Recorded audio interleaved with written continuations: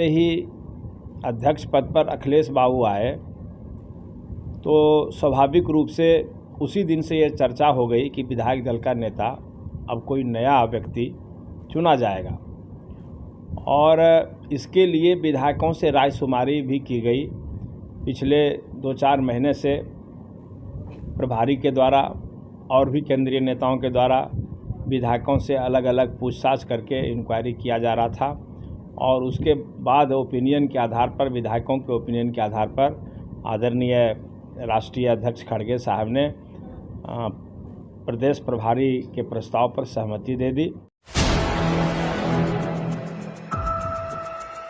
नमस्कार, आप देख रहे हैं 4 PM बिहार और मैं हूं अभिषेक मिश्रा। बिहार कांग्रेस में आज बड़ा बदलाव हुआ है। कांग्रेस के विधायक दल के नेता बदले गए हैं और अजीत शर्मा की जगह अब शकील अहमद विधायक दल के नेता होंगे। इस पर बात करने के लिए हमारे साथ कांग्रेस के बड़े नेता, पार्टी के MLC समीर सिंह हैं।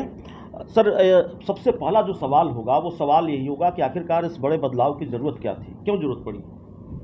देखिए, पार्टी में सामाजिक समीकरण का भी ख्याल करना पड़ता है। तो जैसे ही अध्यक्ष पद पर अखिलेश बाबू आए तो स्वाभाविक रूप से उसी दिन से ये चर्चा हो गई कि विधायक दल का नेता अब कोई नया व्यक्ति चुना जाएगा और इसके लिए विधायकों से रायशुमारी भी की गई। पिछले 2-4 महीने से प्रभारी के द्वारा और भी केंद्रीय नेताओं के द्वारा विधायकों से अलग अलग पूछताछ करके इंक्वायरी किया जा रहा था और उसके बाद ओपिनियन के आधार पर, विधायकों के ओपिनियन के आधार पर आदरणीय राष्ट्रीय अध्यक्ष खड़गे साहब ने प्रदेश प्रभारी के प्रस्ताव पर सहमति दे दी और आज विधायक दल की मीटिंग में विधिवत घोषणा की गई शकील अहमद खान के नाम की। एक सवाल यह भी है कि जो मीडिया रिपोर्ट्स के हवाले से खबर है कि 10 से ज़्यादा विधायक हैं जो इस मीटिंग से नदारद रहे, इस मीटिंग में शामिल नहीं हुए। ऐसे में इतना बड़ा फैसला, क्या सवाल नहीं उठता? देखिए, विधायक का आज ओपिनियन नहीं लिया गया। विधायक का ओपिनियन पहले लेने का काम पूरा हो चुका था। आज विधायक दल की बैठक में घोषणा करना था। जो विधायकों ने सुझाव दिया था उसके आलोक में निर्णय पर स्वीकृति और प्रभारी की अनुशंसा पर सहमति जो हुई हाईकमांड की, उसका आज खुलासा करना था, घोषणा करना था। और घोषणा करने के लिए विशेष पर्यवेक्षक के रूप में आदरणीय शक्ति सिंह गोहिल साहब आए थे और उन्होंने विधायकों के बीच में स्पष्ट रूप से कहा कि आप सबों के राय के आधार पर, सर्वसम्मति से आप लोगों के ओपिनियन के आधार पर सहमति मिल गई है और वो नाम शकील अहमद खान का है जिसकी आज हम विधिवत घोषणा कर रहे हैं। और जहाँ तक आप कह रहे हैं कि 10 विधायक अभी हमारे विधानसभा की कई कमेटी है जो टूर पर गई हुई है, तो वो लोग जो नहीं आ सके उनसे भी वीडियो कॉलिंग के द्वारा और मोबाइल से बात करके सब चर्चा हो गई। प्रभारी जो आए थे और विशेष करके जो गोहिल साहब आए थे उन लोगों से सबसे बात हो गई है। इसलिए एक भी विधायक कहिए इस मीटिंग से एब्सेंट नहीं था। 2024 में लोकसभा चुनाव होने हैं। महागठबंधन में सीटों को लेकर बहुत आंशिक रूप से ही सही लेकिन रात ठंडी हुई दिखाई दे रही है। जीतन राम मांझी के बारे में ये खबर आ रही है कि 5 सीटों की डिमांड वो कर रहे हैं कि उनको 5 सीटें चाहिए। एक तो जीतन राम मांझी की इस डिमांड को कैसे देखते हैं? गृहमंत्री अमित शाह से भी उन्होंने मुलाकात की है। और दूसरा सवाल ये होगा कि कांग्रेस ने भी अपनी सीटों की संख्या तय कर ली है या अभी सस्पेंस है? देखिए, सीट का मामला बहुत आसानी से सुलझ जाएगा।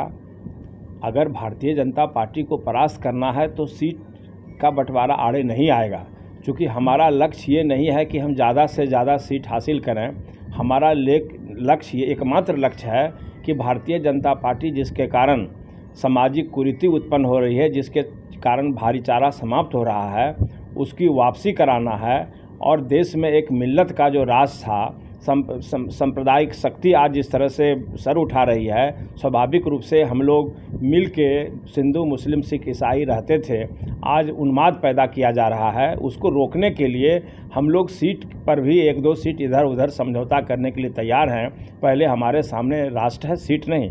अगर राष्ट्र बचेगा तो कोई भी एमएलए एमपी हो लेंगे, लेकिन अभी तो राष्ट्र पर खतरा हो गया। जीतन राम मांझी तो कह रहे हैं फैसले की घड़ी है, वो तो लगातार तेवर दिखा रहे हैं। देखिए, जीतन राम मांझी मुख्यमंत्री रहे, बड़े नेता हैं, ऐसे महान नेता के बारे में टिप्पणी हमारे जैसा साधारण कार्यकर्ता नहीं कर सकता, क्योंकि व्यक्ति का जो मुख्यमंत्री हुआ उसका एक राजनीतिक चरित्र होना चाहिए। एक तरफ आप महागठबंधन में रहते हुए सीट मांग रहे हैं, दूसरी तरफ भारतीय जनता पार्टी से भी बात कर रहे हैं, तो ये क्या संकेत है? तो ये संकेत ऐसे बड़े नेता जिनको कि नीतीश कुमार जी की कृपा से मुख्यमंत्री पद मिला, आज उनके साथ ही दबाव की राजनीति कर रहे हैं, तो ये सम्मानजनक नहीं है, उनको शोभा नहीं देता है। और समझते हैं कि उनका समाज भी इस बात को आदर नहीं करेगा, सम्मान नहीं करेगा। इसलिए अब जिस समाज से आते हैं, जिस समाज के नाम पर दबाव बनाने का कोशिश करते हैं, वो समाज के से भी वो अलग थलग पड़ जाएंगे। इसलिए अभी अगर समाज को बचाना है तो राष्ट्र के खातिर, बिहार के खातिर सीट नहीं देखें और राष्ट्र देखें, देश देखें। और इसके लिए अगर सीट को कुर्बानी, कोई उनकी बड़ी पार्टी है नहीं जिसके लिए वो 10 सीट या 5 सीट की मांग करते हैं। वो समझते हैं कि ज़्यादा मांगेंगे तो कुछ न कुछ एडजस्टमेंट हो जाएगा। तो वो तो कृपा से मुख्यमंत्री बने हैं, कोई जन समर्थन से मुख्यमंत्री नहीं बने थे। इसलिए उनको धैर्य से काम लेना चाहिए। और आज उनके साथ सद्व्यवहार मुख्यमंत्री नीतीश कुमार जी भी कर रहे हैं, कांग्रेस पार्टी भी कर रही है, और मुख्यमंत्री जी उप मुख्यमंत्री भी कर रहे हैं। सब लोगों का व्यवहार उनके प्रति अच्छा है। इसलिए जब सब मिलकर जुल के हम लोग चाहते हैं भारतीय जनता पार्टी को परास्त करना, उखाड़ पड़ना, तो ये सीट की बात क्यों हो रही है? एक आखिरी सवाल कन्हैया कुमार को लेकर है। कांग्रेस के युवा चेहरे हैं और कन्हैया कुमार को लेकर ये सवाल इसलिए वो चर्चा में मौजूदा वक्त में बिहार की राजनीति में इसलिए है क्योंकि एक कार्यक्रम के हवाले से ये खबर आई कि तेजस्वी यादव ने कन्हैया कुमार के साथ मंच साझा नहीं किया। दोनों नेताओं के बीच टकराव है। कन्हैया कुमार जिस कार्यक्रम में शामिल हुए, पटना में रहते हुए, पटना में ही कार्यक्रम था, तेजस्वी यादव उस कार्यक्रम में शामिल नहीं हुए। क्या वाकई टकराव जैसी स्थिति है बिहार के महागठबंधन के दो युवा नेताओं के बीच? और कन्हैया कुमार क्या बेगूसराय सीट से फिर चुनाव लड़ने जा रहे हैं? देखिए, अब कन्हैया कुमार के लिए पार्टी क्या करेगी, हाईकमान क्या करेगा, ये हमारे जैसे साधारण कार्यकर्ता के लिए मुश्किल है कहना। और जहाँ तक टकराव है तो हमने तो कुछ ऐसा नहीं देखा, क्योंकि वो डिप्टी चीफ मिनिस्टर है, ये कांग्रेस पार्टी के कार्यकर्ता हैं, तो दोनों में टकराव कैसे हो सकता है? अभी तो कांग्रेस पार्टी ने कोई अहमियत इनको नहीं दे दिया है, कोई ऐसा बड़ा नेतृत्व नहीं दे दिया है कि टकराहट होगी। तो अभी तो ये कार्यकर्ता की भूमिका में है और प्रचार प्रसार में पार्टी इनका उपयोग कर रही है। अगर कार्य इनका संतोषजनक होगा तो कांग्रेस पार्टी सम्मानजनक स्थान भी उनको देगी। आप कह रहे हैं ट्रेनिंग पीरियड में है? हाँ बिल्कुल, अभी तो प्रशिक्षण है और वॉच कर रही है पार्टी। अगर जिस तरह से पार्टी वॉच कर रही है, हमारा नेतृत्व उनको वॉच कर रहा है। अगर धैर्यपूर्वक कांग्रेस पार्टी के साथ रहेंगे तो उनको ओहदा भी मिल सकता है, जिम्मेदारी भी मिल सकती है, इसमें कोई समझ नहीं, उस लायक हैं भी वो। लेकिन कोई तेजस्वी यादव के साथ कोई कंपटीशन उनका नहीं है। तेजस्वी यादव के कद के नेता नहीं है कन्हैया अभी? नहीं, कद के अभी नहीं है, कद के हो सकता है उससे भी बड़े हो जाए। ये तो संभावना किसी की भी बन सकती है राजनीति में, लेकिन अभी तो उनका अलग क्षेत्र है। अभी वो एक प्रचारक की भूमिका में है, पार्टी के तरफ से जगह जगह प्रचार में जाते हैं। ये सरकार में है, डिप्टी चीफ मिनिस्टर हैं, कई बार विधायक रह चुके हैं। इसीलिए कोई अगर मीडिया के लोग दोनों आदमी में कंपटीशन करा रहे हैं तो हम समझते हैं कि हम लोगों को कमज़ोर करने का कोई षड्यंत्र हो सकता है, ऐसा कुछ नहीं। तो चलिए, हमारे साथ कांग्रेस के कद्दावर नेता, पार्टी के एमएलसी समीर कुमार सिंह थे। कई राजनीतिक सवालों पर बातचीत, और सबसे महत्वपूर्ण सवाल, आज जिस तरह से बड़ा बदलाव किया कांग्रेस ने, कांग्रेस विधायक दल का नेता बदला, जरूरत क्यों पड़ी पार्टी को, इसका जवाब भी समीर कुमार सिंह से मिला है। इस इंटरव्यू में, इस चर्चा में इतना ही। बहुत बहुत धन्यवाद।